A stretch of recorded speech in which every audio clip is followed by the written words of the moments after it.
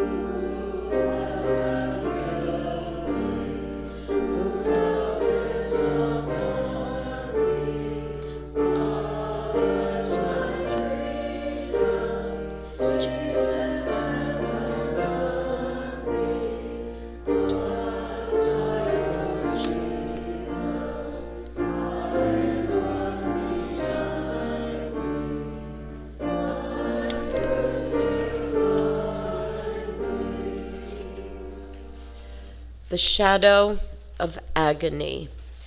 Then Jesus went with them to a place called Gethsemane, and he said to his disciples, "Sit here while I go over there and pray."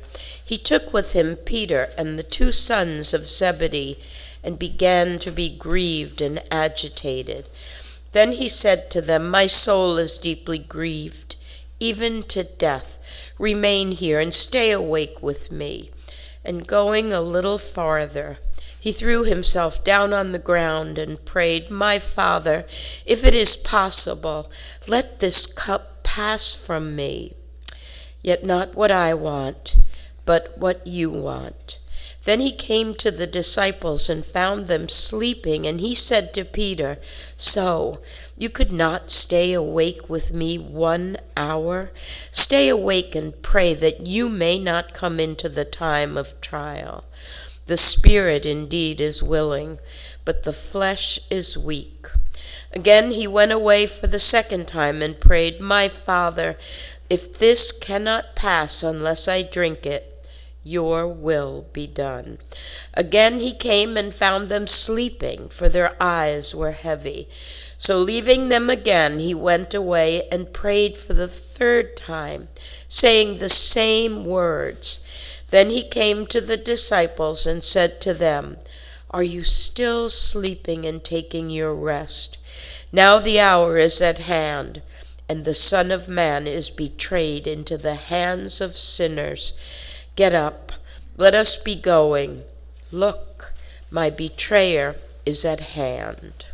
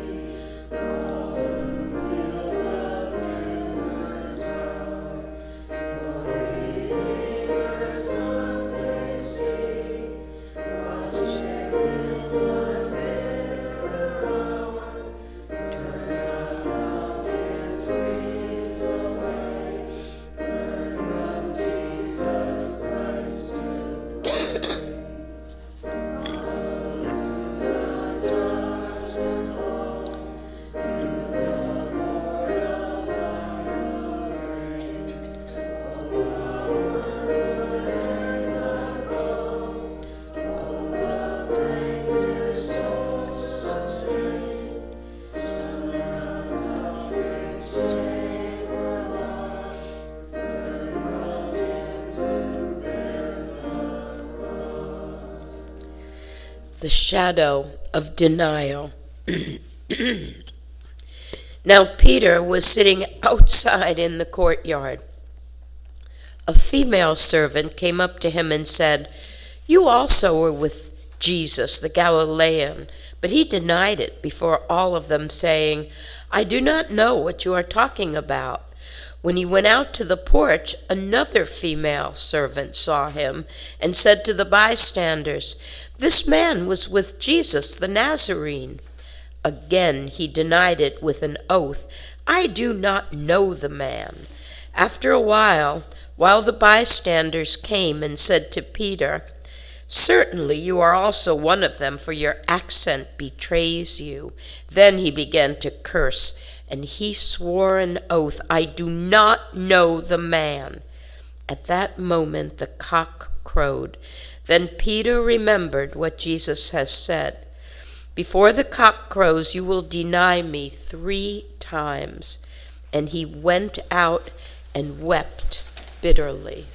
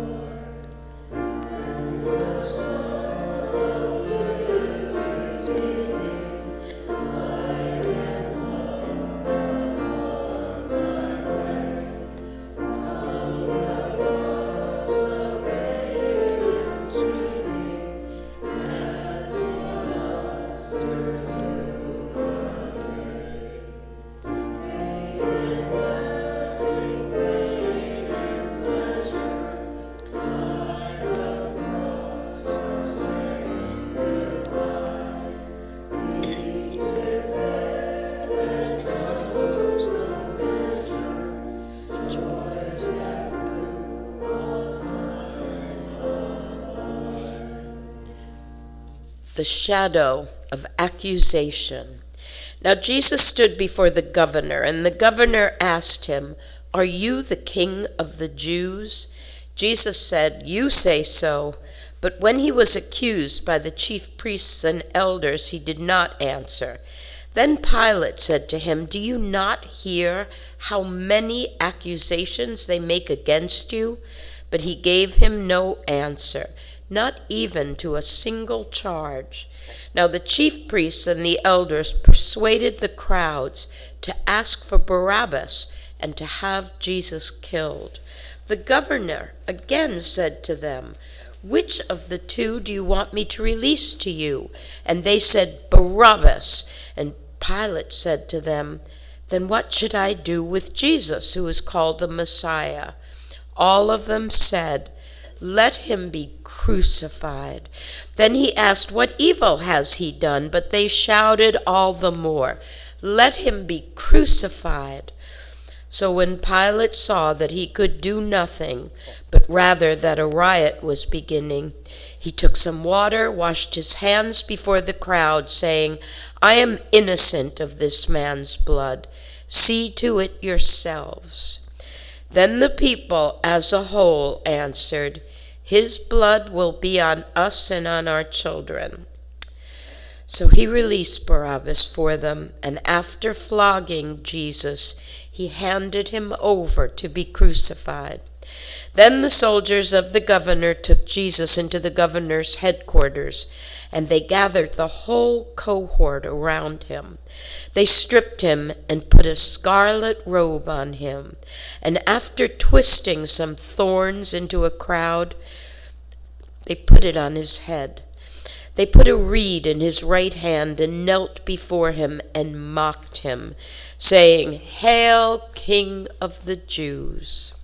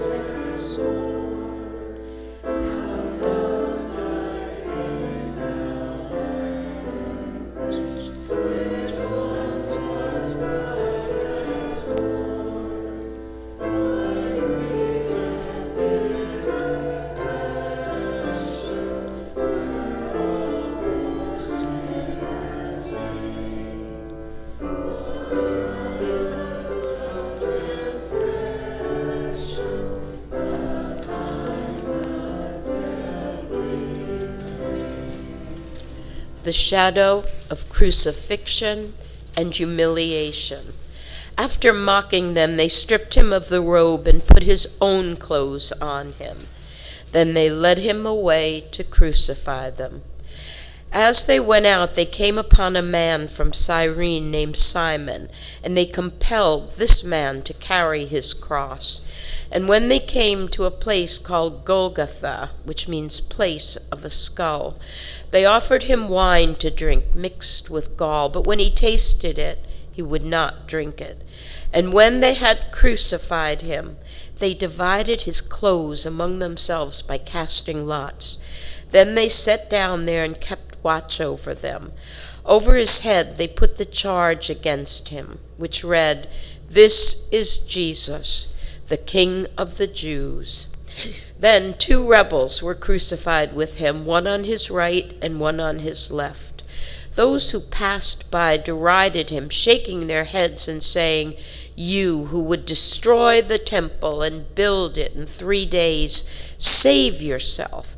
If you are the Son of God, come down from the cross." In the same way, the chief priests also, along with the scribes and elders, were mocking him, saying, "He saved others. He cannot save himself. He is the King of Israel. Let him come down from the cross now, and we will believe in him. He trusts in God.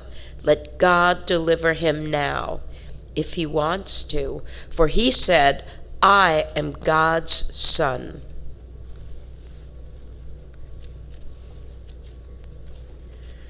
The shadow of death. From noon on, darkness came over the whole land until 3 p.m. At about 3 o'clock, Jesus cried out with a loud voice, "Eli, Eli, lama sabachthani?" That is, my God, why have you forsaken me?" When some of the bystanders heard it, they said, "This man is calling for Elijah." At once one of them ran and got a sponge, filled it with sour wine, put it on a stick, and gave it to him to drink. But the others said, "Wait, let's see whether Elijah will come to save him." Then Jesus cried out again with a loud voice and breathed his last. At that moment the curtain of the temple was torn in two from top to bottom. The earth shook and the rocks were split. The tombs also were opened, and many bodies of the saints who had fallen asleep were raised. After his resurrection, they came out of the tombs and entered the holy city and appeared to many. Now when the centurion and those with him who were keeping watch over Jesus saw the earthquake and what took place, they were terrified and said, "Truly, this man was God's Son."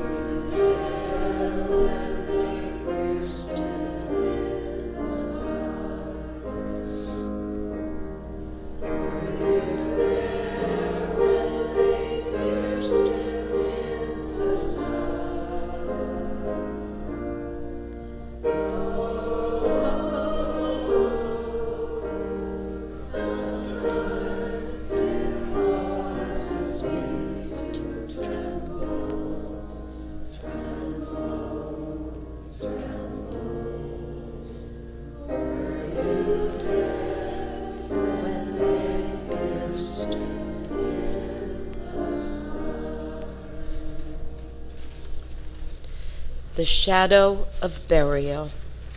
When it was evening, there came a rich man from Arimathea named Joseph, who also was himself a disciple of Jesus. He went to Pilate and asked for the body of Jesus. Then Pilate ordered it to be given to him.